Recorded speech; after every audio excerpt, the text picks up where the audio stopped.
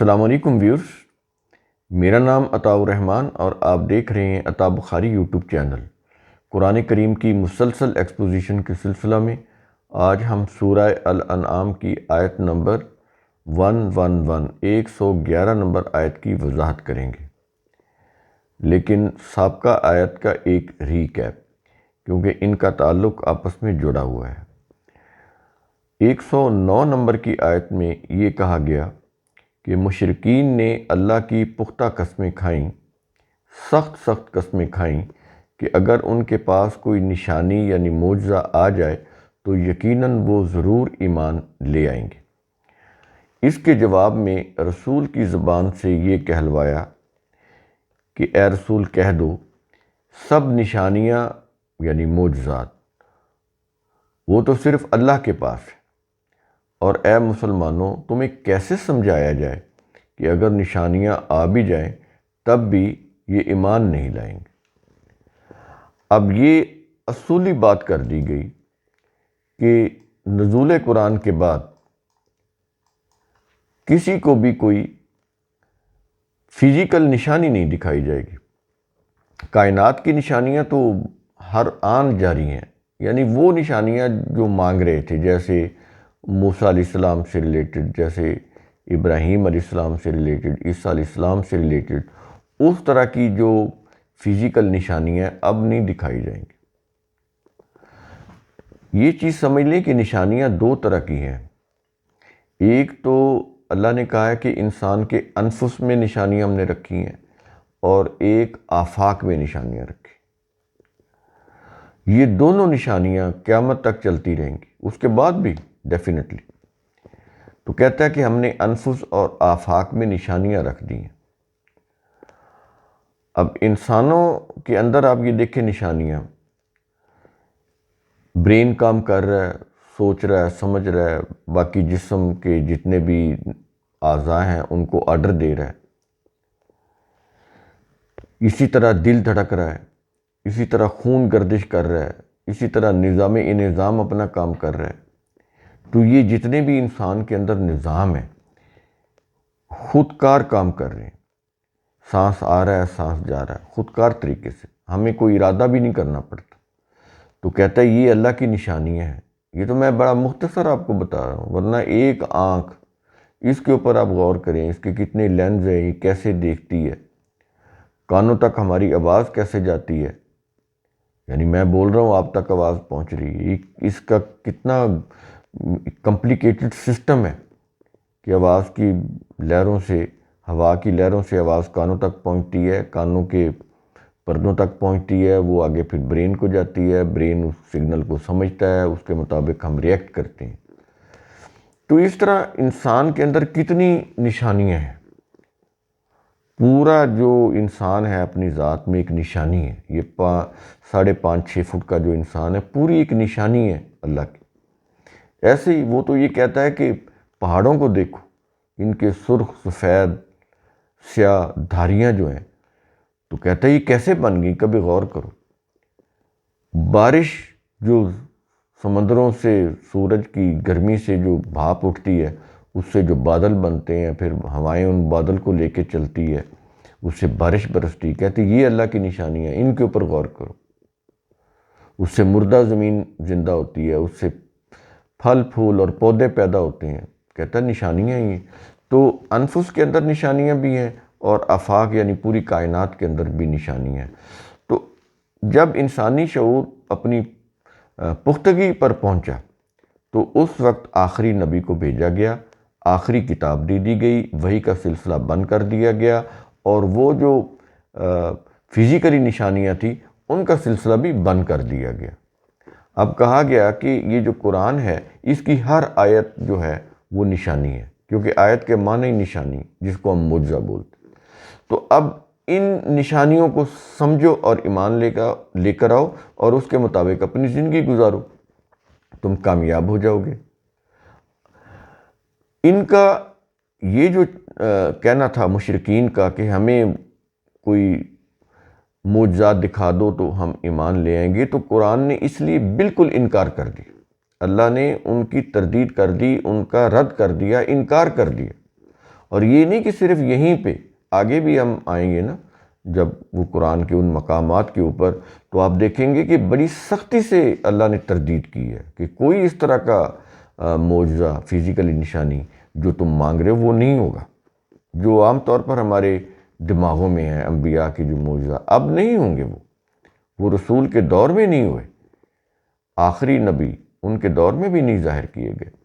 اور اتنے مطالبوں کے باوجود بھی کہ وہ بار بار یہ مطالبہ کر رہے تھے کہ ہمیں معجزات دکھا دیے جائیں تو ہم ایمان لے آئیں گے، قرآن نے سختی سے تردید کی، اللہ نے سختی سے ان کے اس مطالبے کو کنڈیم کر دیا، بلکہ رسول کو اور ان کے ساتھیوں کو سمجھایا کہ یہ بالکل ایمان نہیں لائیں گے، تمہارے دل میں اگر یہ ہو کہ چلیں ان کو دکھا دی جائیں اس طرح کی نشانیاں تو ایمان لے آئیں گے، تو کہتا بالکل نہیں، بلکہ قرآن میں یہ چیز کہی گئی ہے قرآناً عربیاً لعلکم تعقلون، قرآن کو ہم نے عربی زبان میں نازل کیا ہے تاکہ تم عقل سے کام لینا سیکھو، یہ ایک کوگنیٹو پروسیس ہے، تو وہ تو پھر انٹلیکٹ یوز کر کے ہی یہ پروسیس مکمل ہوگا نا، تو قرآن کو سمجھنا ہے، ایمان لانا ہے، تو پھر عقل و بصیرت کو استعمال کرنا پڑے گا، انٹلیکٹ کو استعمال کرنا پڑے گا، تو اس سے سوچ کر سمجھ کر اپنے دل کے ارادے اور اختیار سے ایمان لانا ہوگا، یہ ایمان قابل قبول ہوگا، ادروائز نہیں۔ تو یہ بڑی ضروری اہم وضاحت ہے، اس کو وہاں پر بھی جا کے چیک کیجئے، اس کو سنیں، بار بار سنیں بلکہ، اور یہاں پر جو اب ہم شروع کرنے لگے ہیں آج کی آیت کا لیکچر، تو اس کے اندر 3 بڑے اہم باتیں کی گئی ہیں، 3 بڑے اہم یہ نشانیوں کا ذکر کر کے بات کی گئی ہے، اور آگے پھر ایک اور بڑی اہم بات کی گئی، بڑا ایک اہم اصول بیان کیا گیا، تو اس کو سمجھنے کی ضرورت ہے، وہ ہم کوشش کریں گے کہ اس کو ذرا وضاحت کے ساتھ پیش کریں، بڑی اہم آیت ہے، اس کو غور سے سنیں۔ سورہ الانعام آیت نمبر 111، کیا یہ رہا ہے؟ وَلَوْ أَنَّنَا نَزَّلْنَا إِلَيْهِمُ الْمَلَائِكَةَ، اگر ہم ان کی طرف ملائکہ بھی نازل کر دیتے، یہ ایک بات ہوگی، وَكَلَّمَهُمُ الْمَوْتَى، اور مردے بھی ان سے باتیں کرنے لگتے، یہ دوسری بات ہوگی، وَحَشَرْنَا عَلَيْهِمْ كُلَّ شَيْءٍ قُبُولًا، اور ہم ان کی ہر مطلوبہ چیز ان کے سامنے جمع کر دیتے، یہ تیسری بات ہوگی۔ یہ 3 جو چیزیں بیان کر رہا ہے، یوں کہہ لیں جو معجزات وہ مانگ رہے تھے مشرکین، کہتا ہے کہ اگر ہم ان کو یہ 3 نشانیاں بھی دکھا دیں کہ ان کی طرف ملائکہ کو نازل کر دیں، مردے ان سے باتیں کرنے لگ جائیں، ان کی ہر خواہش والی چیز، مطلوبہ چیز ہم ان کے سامنے پیش کر دیں، تو پھر کیا ہوگا؟ کہتا ہے ما کانوا لیؤمنوا،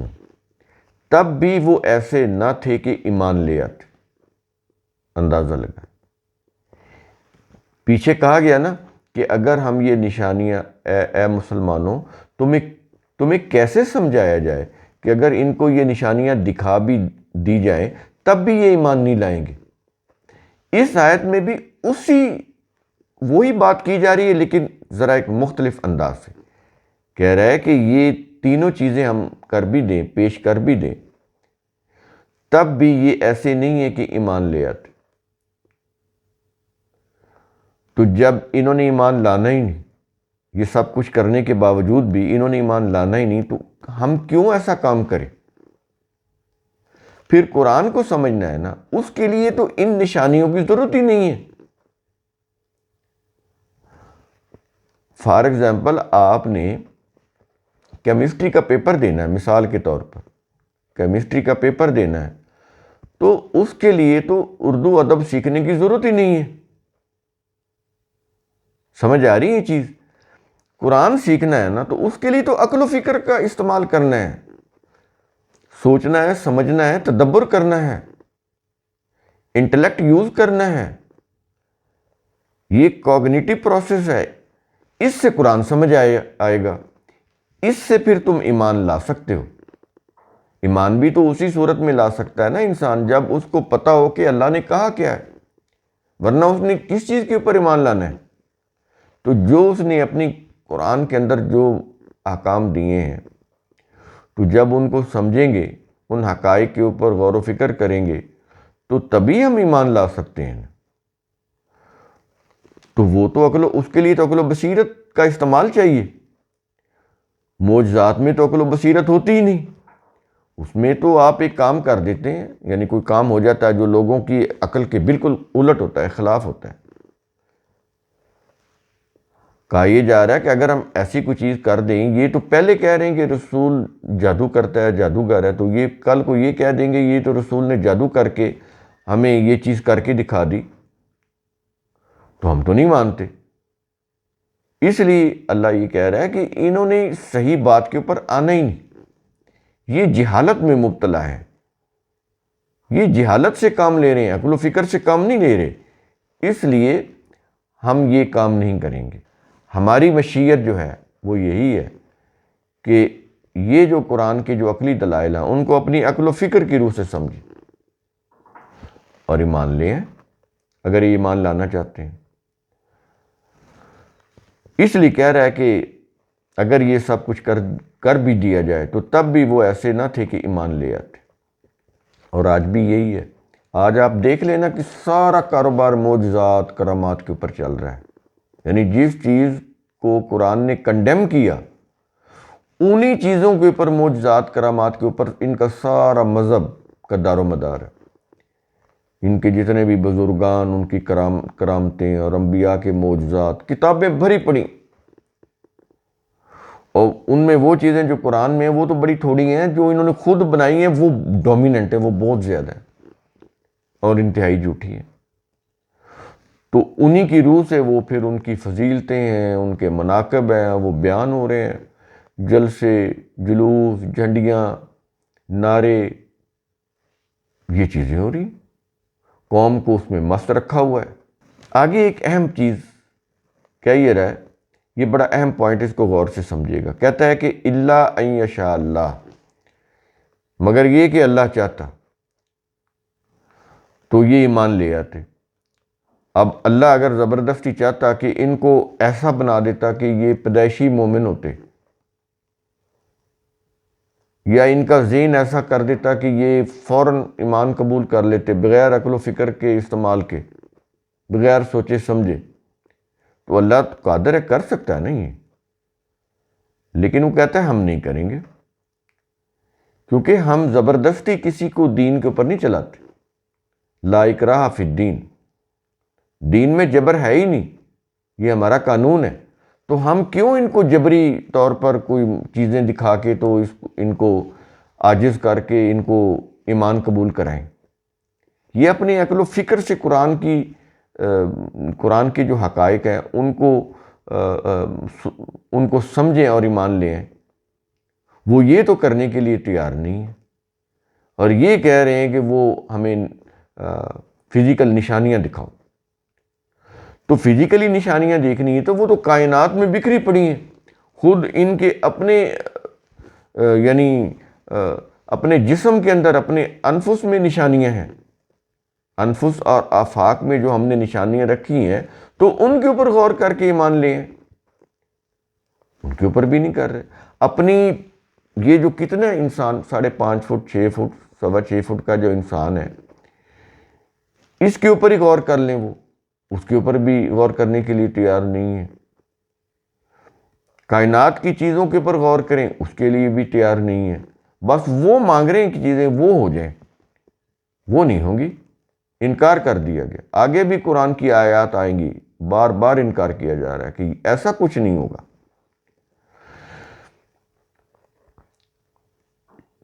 تو زبردستی اللہ کسی کو بھی ایمان قبول نہیں کراتا۔ الا ان یشاء، اس میں یہ چیز آ رہی ہے، الا ان یشاء اللہ میں یہ چیز آ رہی ہے، اگر اللہ چاہتا تو ان کو ایسا بنا دیتا، یا ان کو زبردستی مجبور کر دیتا کہ وہ ایمان لے آتے، لیکن اللہ کی مشیت جو ہے، وہ اس کا جو قانون ہے اس کے مطابق نہیں ہے یہ چیز، کہ وہ ان کو زبردستی اس چیز کے اوپر لے کر آئے۔ اور آیت کے آخر میں یعنی ایک سم اپ کی جا رہی ہے بات. یہ جتنا کچھ بھی کہہ رہا ہے، کہہ یہ رہا ہے وَلَٰكِنَّ أَكْثَرَهُمْ يَجْهَلُونَ، لیکن ان کے اکثر لوگ جہالت سے کام لیتے ہیں. یعنی ان کو کوئی عقل کی بات سمجھ نہیں آ رہی، یہ جہالت میں مست ہے اور جہالت کی باتیں کر رہے ہیں. عقل و فکر کی روح سے کوئی بات سوچنے سمجھنے کے لیے تیار ہی نہیں ہے. اس لیے ان کو ہدایت بھی نہیں مل سکتی.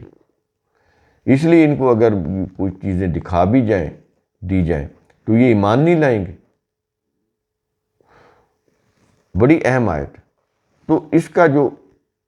کو جو اگر ہم اس کا لب لباب نکالیں تو وہ یہی بنتا ہے کہ صرف وہی لوگ ایمان لا سکتے ہیں جو اپنی جہالت کو چھوڑ کر عقل و بصیرت سے کام لیں اور اپنے ارادہ اور اختیار سے سوچ کر سمجھ کر ایمان لائیں. اللہ کسی کو زبردستی